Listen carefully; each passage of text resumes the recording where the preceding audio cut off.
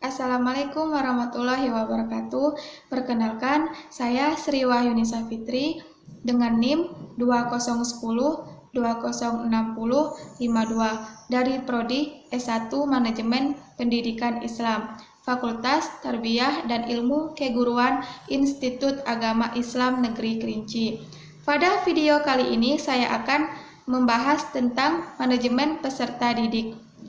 Dari pengertian manajemen peserta didik dapat diartikan sebagai suatu proses pengurusan segala hal yang berkaitan dengan siswa di suatu sekolah, mulai dari perencanaan dari penerimaan siswa, pembinaan yang dilakukan selama siswa berada di sekolah, sampai dengan siswa menyelesaikan pendidikan di sekolah.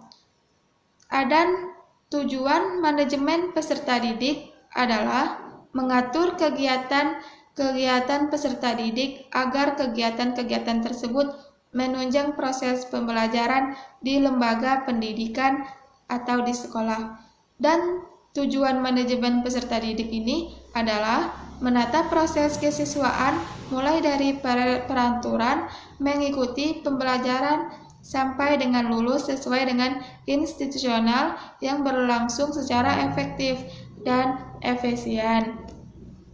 Adapun tujuan khusus manajemen peserta didik ini adalah sebagai berikut: meningkatkan pengetahuan, keterampilan, dan psikomotor peserta didik, menyalurkan dan pengetahuan, keterampilan, kemampuan umum atau kecerdasan, bakat, dan minat peserta didik, menyalurkan aspirasi, harapan, dan memenuhi kebutuhan peserta didik.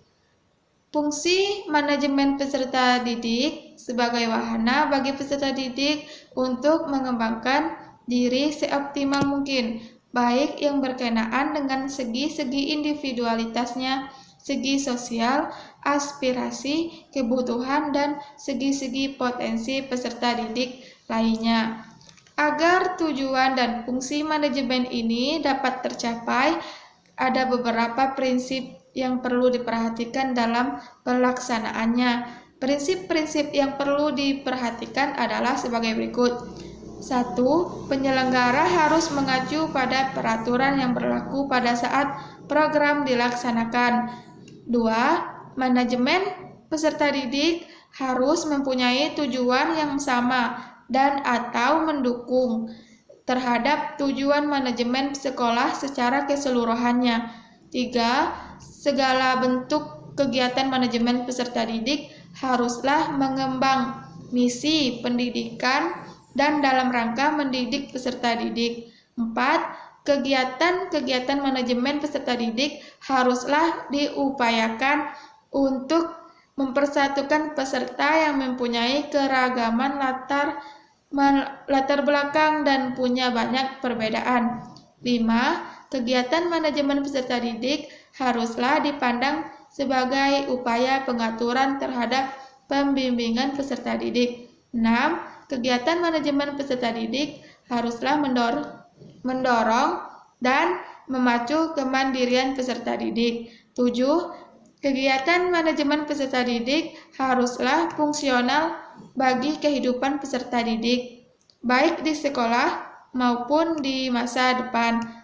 Dari kesimpulan keseluruhan penjelasan di atas dapat disimpulkan sebagai manajemen peserta didik atau pupil personal management adalah layanan yang memusatkan perhatian pada pengaturan, pengawasan, dan di luar kelas seperti pengenalan, pendaftaran, layanan individuan seperti pengembangan keseluruhan kemampuan, minat, kebutuhan, sampai ia matang di sekolah.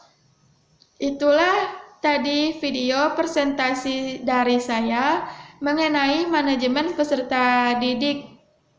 Semoga dapat memberi wawasan kepada teman-teman sekalian. Terima kasih. Wassalamualaikum warahmatullahi wabarakatuh.